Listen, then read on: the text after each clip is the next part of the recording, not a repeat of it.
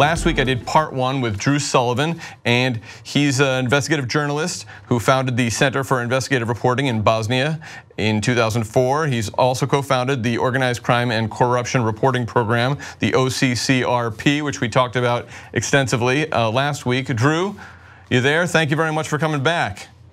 Good to be here again, Malcolm. I appreciate your coming back 2 weeks in a row. But I did want to talk to you about the state of journalism today here in the United States. I mean, as you said, it's different here in the United States than it is internationally, and people don't really understand what's going on around the world. But we have had some stories that have come out recently in the United States to suggest that journalism is alive and well. Just recently, the story revealing that Eric Schneiderman was abusive towards his ex-girlfriends, I guess, and the whole Me Too movement, and the Pulitzer's won for that. So there are examples of it, but I wonder if overall the state of journalism in the United States is not what it used to be, and perhaps might never be again. What is your perspective on how journalism is done here in the United States?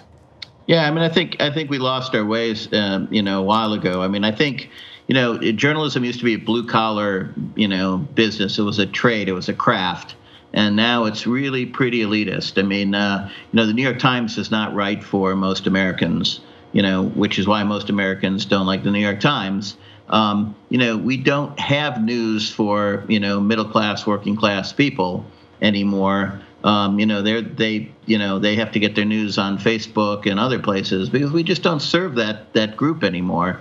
And that's a real mistake. And that was driven by, the advertising model that we use. And that advertising model is, of course, dying. And so we're looking for new places to really fund this. And, OCCRP is in that space, too, because, we're funded largely by individual donors, but also large institutional, even governmental donors, because we're a public service.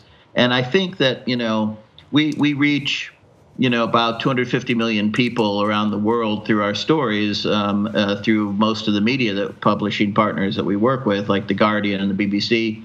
And if, 1% of those people gave $1 each, we'd have plenty of money to fund ourselves. So I think we just have to get better as organizations of telling our readers, writing for a larger section of the audience and convincing them that we're a public service that they care about. And where that's happened, readers have been very generous, and they've supported news organizations and nonprofits. So I don't think it's a real serious problem. I think we just need to raise awareness on what it really takes to do these stories and what investigative reporting is. And the money's there. The people will support us.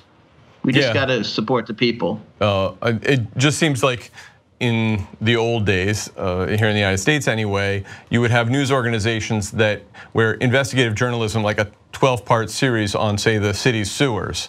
That's an expensive story to run, and you're not going to make money on it. But that was the cost of doing business. Was you would do these stories that cost more than you made off of them because that was your responsibility. And the news media is the only profession mentioned in the Constitution and constitutionally protected, and so you had a responsibility. But as larger conglomerates would buy all these newspapers up, and there would be greater pressure on profits. And if these investigative journalism was not driving or delivering profits, then that had to go. And so I guess one of the new models is you have a billionaire buy your newspaper, and then you can afford to do all these things, and he or she, mostly he, can afford to operate at a loss potentially. But then instead of doing the large conglomerates bidding or the advertisers bidding, you're doing the bidding of a billionaire. And so that is a